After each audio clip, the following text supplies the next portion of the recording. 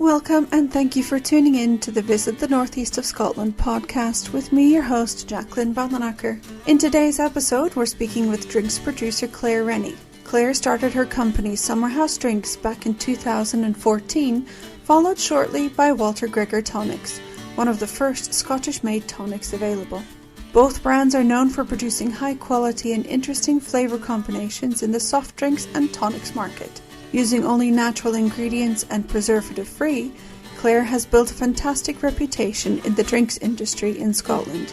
Claire shares with us a sneak preview of exciting new flavours and products coming out soon, as well as the new online shop where you can order subscription boxes and perfect serve boxes directly from their small factory. You'll also be the first to know about what is coming up in their limited edition line of tonics. Claire, thank you for joining us today, and can you please start us off with an introduction of yourself? Yes, so I am Claire Rennie and I am the founder and owner of Summerhouse Drinks. I started Summerhouse Drinks 6 or 7 years ago. It's so exciting, I can't remember the exact time, Jacqueline, when I started Summerhouse Drinks, but it was about then. And before that, I had moved up to Aberdeenshire to marry my husband Ross. He is a farmer here on the farm where we live and we make everything. The Rennies have been here for 4 generations, been here a while. And so I moved up from beautiful Perthshire full of trees to windswept Aberdeenshire coast, which is also beautiful but in a very different way to what I was used to in Perthshire. So love takes you all over the world, or all over Scotland in my case. And before we started making our soft drinks here on the farm, I had a business called Berry Scrumptious, which took fresh strawberries and hand dipped them in Belgian chocolate in lots of cute little designs. And we would send them by courier all over the UK for weddings and events. And our biggest single day of the year was Valentine's Day. So we sent a lot of love from Aberdeenshire out into, across the rest of the UK. The problem with our chocolate strawberries was that they only had a 1-day shelf life. So that was quite a stressful product to deal with, and we couldn't really grow as a business. Yeah. And I'm always the designated driver when I go out, when we're out for a night out. Ross says we share the driving. Pretty much I drive home and he drives there. He thinks that's the sharing.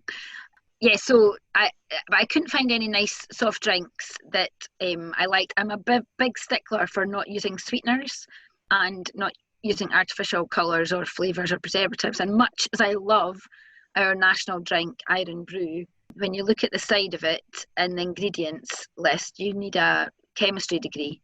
I thought I basically bought a soda stream. We have a walled garden here. We've got herbs growing in that, and I started playing about with a soda stream and some of our herbs out the garden and came up with our first 2 flavours, which was a hint of mint lemonade, which has fresh mint infused in the lemon juice, and our misty lemonade, which is our version of a traditional cloudy lemonade. We just thought cloudy sounded a wee bit dreich, so we went for misty as opposed to cloudy. So that they were our first 2, and we launched them, and now we have, in the Summerhouse Drinks range, we have 5 normal flavours of soft drinks. Not normal, they're all normal, but they are 5 core flavours of Summerhouse Drinks. So we have a Scottish raspberry made with raspberries grown in Angus. We have lavender lemonade, which has lavender flowers infused in the lemon juice to give its flavour. We have a St Clement's, which is orange and lemon together. We also have a winter spice, which is our winter limited edition, which is a lovely drink that's got cinnamon and clove in it, and Scottish raspberries and orange juice, which is just a great non-alcoholic option for a winter drink. And we're about to launch a ginger beer. So you have the exclusive, Jacqueline, because it doesn't come out till January, but we are launching a ginger beer, which is very exciting because I love ginger beer, and the team here are quite ginger beer drinkers. So we have been drinking a lot of ginger beer over the past wee while to get the right flavour and recipe. Sounds really exciting. Yeah, so it's great. But our hint of mint lemonade was going really well with gin, and the Scottish gin in the past few years has gone under a phenomenal boom time. And at that point, there was nobody in Scotland making a Scottish tonic. There's now a few more producers of Scottish tonic waters. And we thought to ourselves, well, we make all our recipes from scratch. We know we do all our own NPD. Let's have a go at making a tonic water. So we launched in 2015 Scotland's first tonic water, which is Walter Gregor's tonic water. The connection with Walter Gregor, Walter was the minister here in the parish. We were very close to his house and his old church, and he was put in place by Queen Victoria. So when gin and tonic first came out, when that cocktail was first developed, Walter was here in the parish at Peat Hill, and he was also a bit of a botanist and a bit of a plantsman and a bit of a historian as well. So he's got a great connection to plants and the local area here. So that's why we named our tonic after him. And because we are half a mile from the sea, our original tonic picks up a kind of salty note. It's a really strange concept, to have a salty but sweet tonic water. And it's quite subtle, but it just proves that we are, so close to the sea where we are. And that then goes particularly well with lots of coastal and island gins, particularly. Similar environment, and so we'll have similar conditions.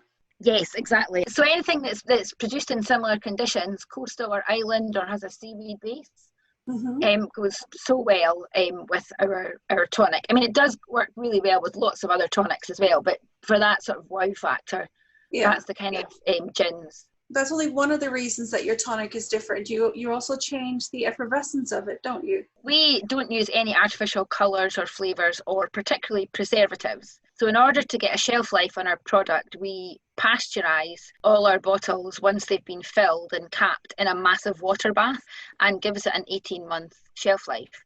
But if you have too much gas in those bottles, like a very normal supermarket tonic water would be very fizzy, that amount of gas then pops all the lids in the pasteuriser, and it sounds like a bomb's gone off, and it makes you feel like a bomb's gone off as well. So that means that one of the reasons we have slightly less carbonation than a normal tonic is because of our natural production process. We also find that the machine that we have, machines produce different types of bubble. I think this sounds really bizarre.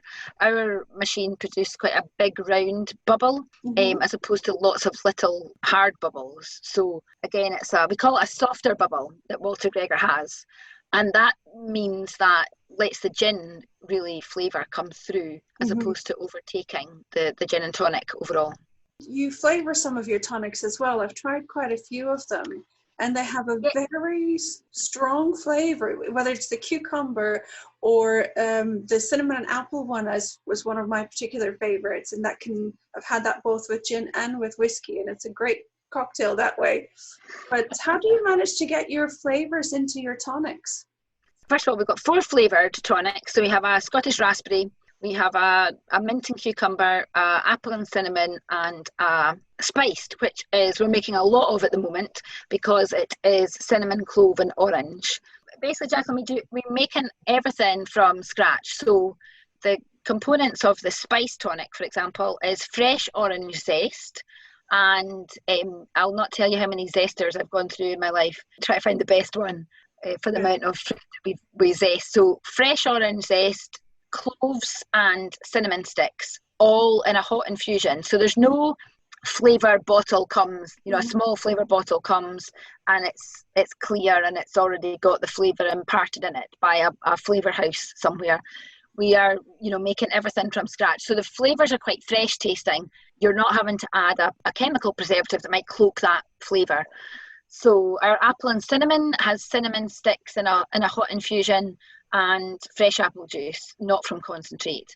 Our Scottish raspberry tonic has Scottish raspberry juice that is pressed for us but uses Angus grown raspberries. Our mint and cucumber, I have a very dangerous guillotine or mandolin, sorry, not guillotine, that sounds like I'm cutting somebody's head off, to slice up the cucumber, and that sits overnight in a water infusion to pull out that flavour, and again the mint goes into a water infusion as well. So we are using fresh ingredients to produce our fresh flavoured tonics. You've mentioned Scottish raspberries, and you get yours from Angus, you said. How do you source your other ingredients for your soft drinks or your tonics? Our mint, we grow mint here on the farm, well, in my garden, I should say. That freshly cut for our drinks. We use a supplier to supply in our not from concentrate lemon juice and apple juice. At the moment, unfortunately, our lemon juice, because of just our location, our lemon juice has to come from the Mediterranean. So, and then our lavender comes from Shropshire, actually, with a company down there who are a lavender farm. We actually have a bit of a niche market supplying lavender farms with lavender lemonade in particularly the south of England, where most of them are, because particularly this year, one of the activities you could do is go out for a walk. So a lot of the lavender farms are open to the public. Okay. So you go for a walk through the beautiful lavender fields, and then they have our drinks in their shop to sell. So July is peak lavender lemonade making time for us. And it's quite relaxing, Jacqueline, with all the lavender going about. It smells amazing. And actually people might go, oh, it's a bit of a weird flavour, but you get the citrus note of the lemon juice, but you get a floral nose of the lavender. It doesn't taste of lavender, it more smells of lavender and tastes of lemon. But we put all of those ingredients together with Scottish water, and we mix that with British beet sugar, which is mainly grown Norfolk and the sort of Midlands of England, East Anglia direction. Beet sugar, so it's got a lower food miles than if you were using cane sugar coming in. And again, supporting British farmers by using British beet sugar. I was wondering when I was preparing for the interview today, we've got some really nice flavours with the mint and the raspberry, especially being Scottish raspberries.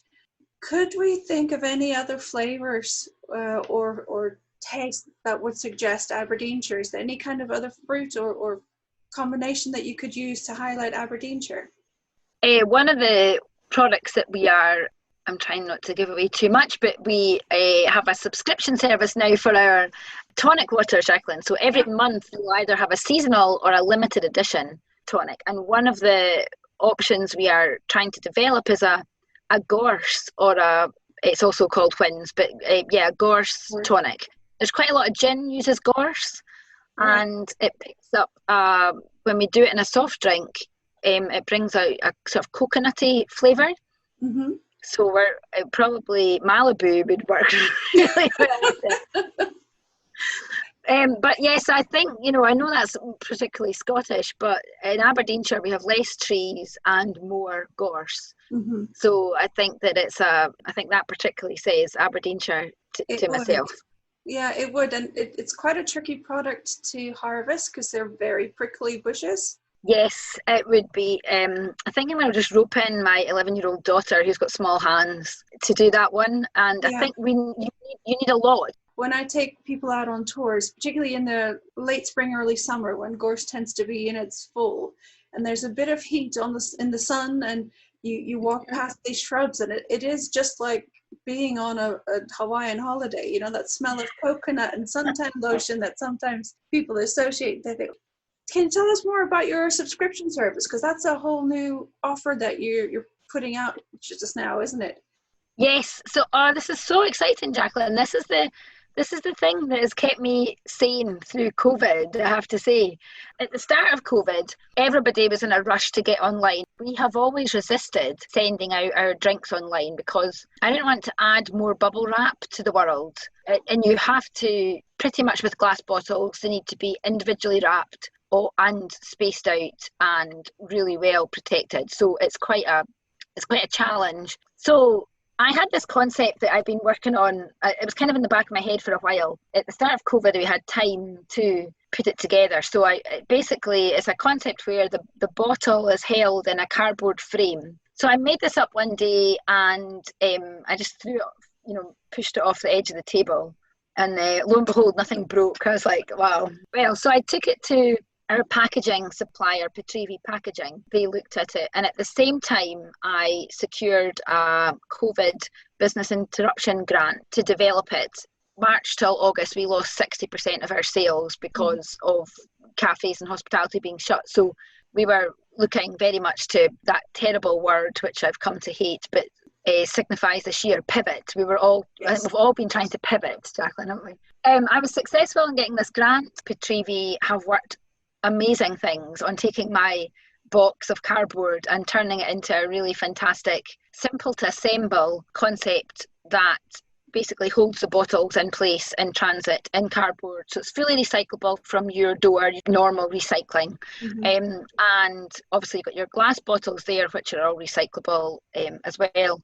So we have developed this, our subscription service. One of the key things that we can do, because we make everything ourselves, is we can develop funky flavours in small batches. As I was talking about the gorse that we're working on, or different recipes that we've got planned for this year, which is quite exciting. So every month you can have either a box of monthly tonics. You'll get 3 original Walter Gregors, and then you'll get 3 seasonal or limited editions. So our December box has 3 of the spiced tonics in it and 3 of the original. What we're trying to encourage people to do is to explore your drinks cabinet or your drinks trolley with your monthly box of mixers. What have you got there that's needing used up, or you haven't tried for a while and you want to see what it'll do with a different garnish or a different tonic?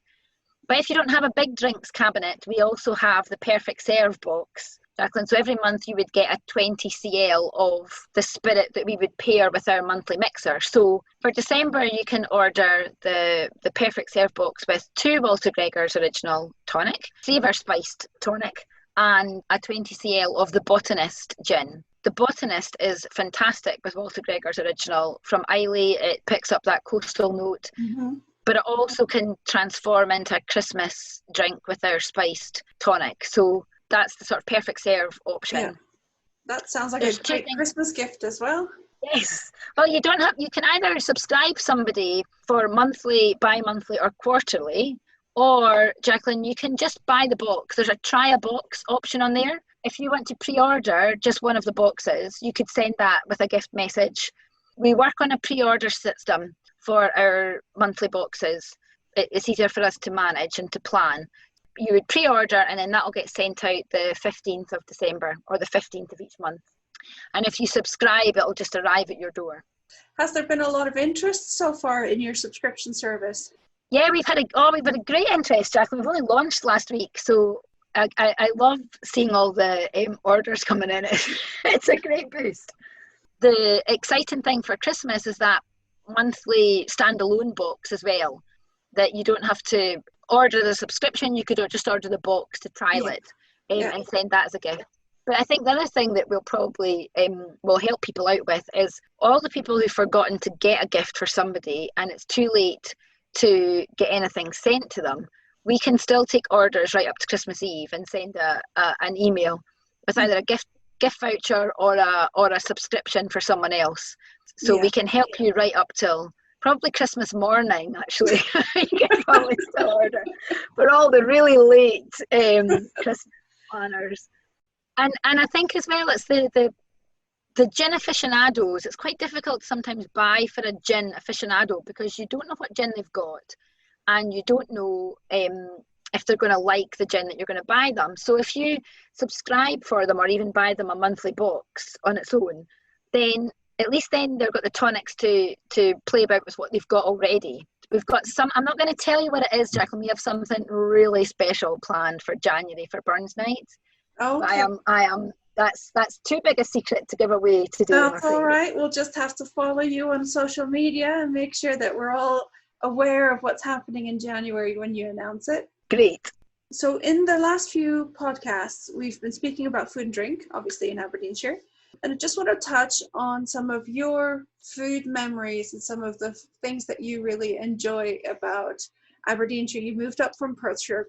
Is there a difference that you've noticed from your time in Perth to now being up in the northern parts of Aberdeenshire in terms of the types of food that they eat or the things that they like? I would say that I've married into a farming family and I came from a farming family. So a lot of that traditional Scottish fare is very much the same, apart from butteries, which up in this corner, Jacqueline, up in Fraserburgh, Rosehearty, they're called rolls.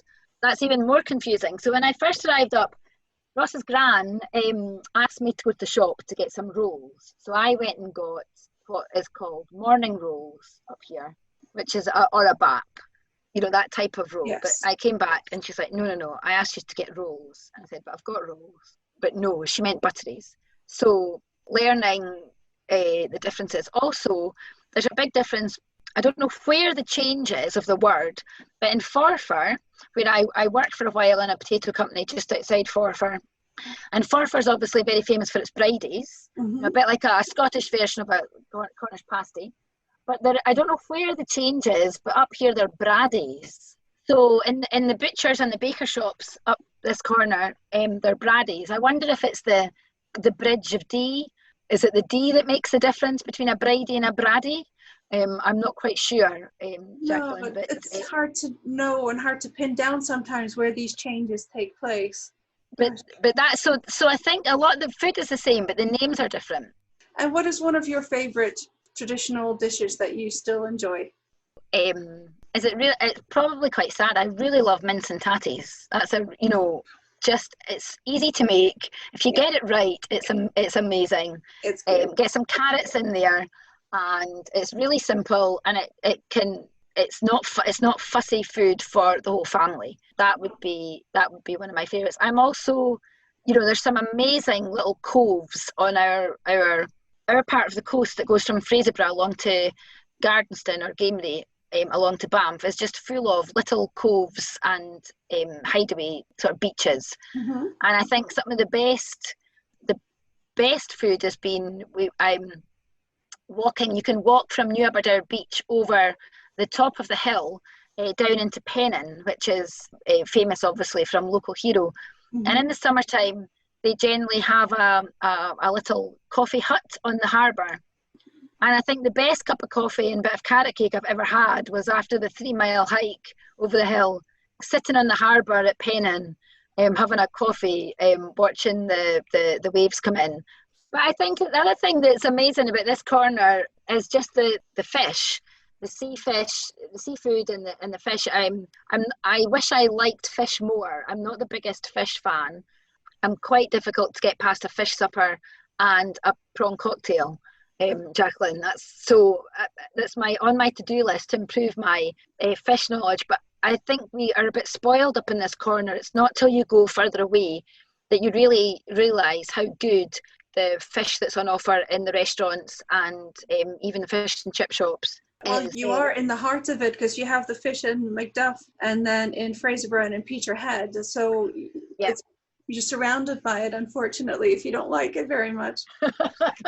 I'm trying. I try more. Is there anything that you have in the pipeline for new adventures? I know you've just released your new website and your new services for your tonics, and in business we're always looking for the next step and the next thing in the future, which is difficult to plan for in these times. But what else do you still have on your list of like to do's or want to do's? We've actually had quite an exciting year, Jacqueline, in that we've actually started exporting quite significantly this year. We have sent our second pallet just recently to Texas, which will go into central markets, supermarkets over there, of our Summerhouse drinks. We have sent Summerhouse drinks, soft drinks this year to South Korea. And we now have distributors for our Walter Gregor Tonics in both Denmark and Sweden. So we are really excited about next year. That's the next sort of or ongoing exciting side of things that we're working on. We will eventually have our tasting room at some point. My husband and I argue over when that will be. And I'd obviously like it tomorrow, and he's got other priorities on the farm, so that's a bit of a balancing act. But I think being able to get our drinks out in the world is just so exciting. It's quite funny. We in the factory with the girls, we have a sweepstake as to what country will we get to send samples to next. Some days you come in and it's quite normal, or not normal, more local, and then we get requests for Iceland or Cuba or things like that. Some are very random. Yes.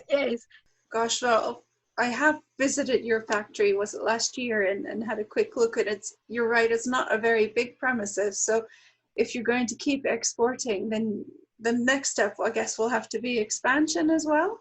We have been working on that in lockdown, Jacqueline. Next time you come, you'll be able to see we can swing more than a cat in our factory. Yeah.